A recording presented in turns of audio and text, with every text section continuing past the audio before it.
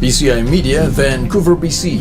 It's Tuesday, April 11th. Welcome back to the new PCI Daily News Roundup brought to you by CanadianInquirer.net, where you can browse for the latest news development with complete stories anytime. I'm Manny Nolabwell. Thank you for joining us. We have the latest news development. In the news, Duterte wants military control. No new weapons are in sight for islets and land formations in the West Philippine Sea, which President Duterte wants more military control. But according to Duterte, quote, "For China's information, we will not place there any offensive weapons, not even one gun." Duterte also said that the Philippines is, quote, "just there to claim the island for us, because that is really ours." This is all part of Duterte's intention to, quote, "have no war with nations," saying that China and the Philippines are friends despite heightening geopolitical issues. According to Duterte, these geopolitical issues could result in a war which the Philippines will be caught in a crossfire if hostilities break out. Duterte aims to bring pardoned OFWs home from the Middle East.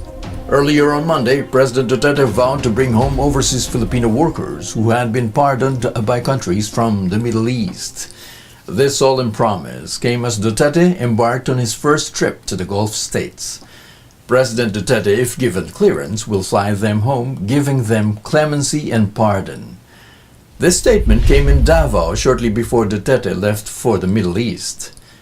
The president's meeting with the monarchs of Saudi Arabia, Bahrain, and Qatar says he hopes to bring protection to OFWs against various abuses, with some 5,000 pardoned in the Middle East to be repatriated by the Philippine government. As well as these, the president hopes to expand friendship between the Middle East and the Philippines. Kuwait requests deportation of alleged ISIL members. The Kuwaiti embassy has urged the government to deport Hussein al-Dafiri, an alleged ISIL terrorist who was arrested alongside his Syrian wife Rahal Zina in Taguig last month. In the letter received by the Department of Justice, the embassy sought support for al-Dafiri's deportation as soon as possible.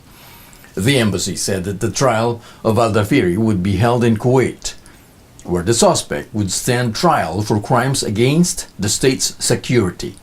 Evidence obtained by the Kuwaiti State Security Agency showed that al-Dafiri was planning to carry out terroristic attacks in Kuwait.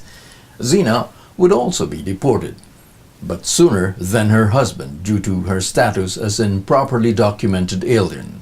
According to Bureau of Intelligence spokesperson Maria Antoinette Mangrobang, Zina claims to be pregnant, but she still will go through the summary deportation proceedings, a process that applies to overstaying foreigners, improperly documented, or a fugitive from the law.